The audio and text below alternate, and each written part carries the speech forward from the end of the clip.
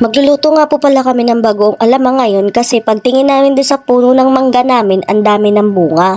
Habang inaantay nga namin bumaga yung uling, itong dalawang to mukhang marami na nasirang buhay.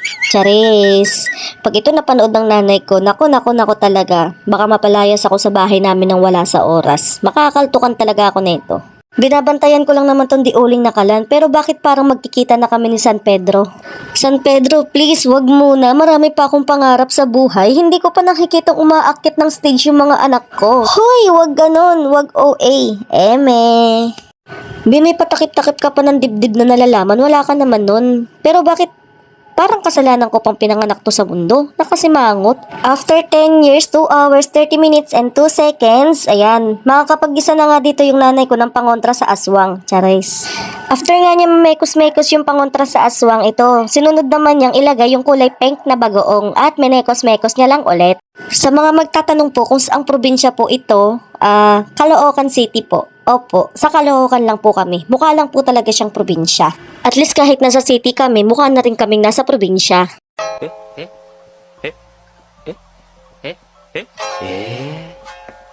Ay, tabi-tabi po, makikiraan lang po. O diba mga bata talaga masyadong maraming alam. Sobrang hilig mag-explore. Tapos nakita ko tong asawa ni kuya na may binibilog-bilog. Tapos tinanong ko siya kung squid balls yung ginagawa niya. Natawa siya kasi glutinous rice daw yun. Sorry naman Biyang, alam ko lang kasi kumain eh. Huy, baka ibang kain naman yung iniisip mo. Wag ganun ha. Charis.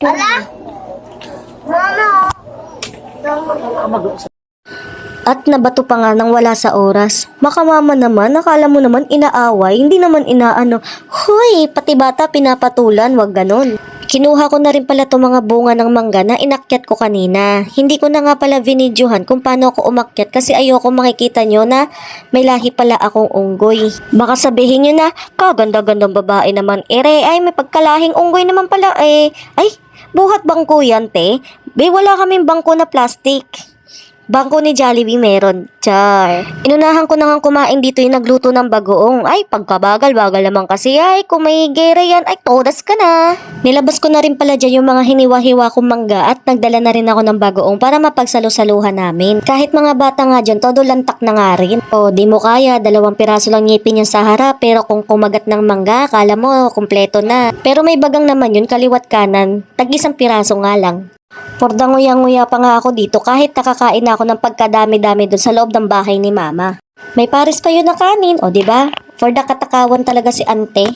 Dito nga lang ako nakakita ng batang ginagawang kanin ng bagoong. Ewan ko ba sa bagoong siguro to pinaglihi. O diba for the nguso pa nga siya dyan, nginungusuan yung nanay niya. Subscribe on my YouTube channel.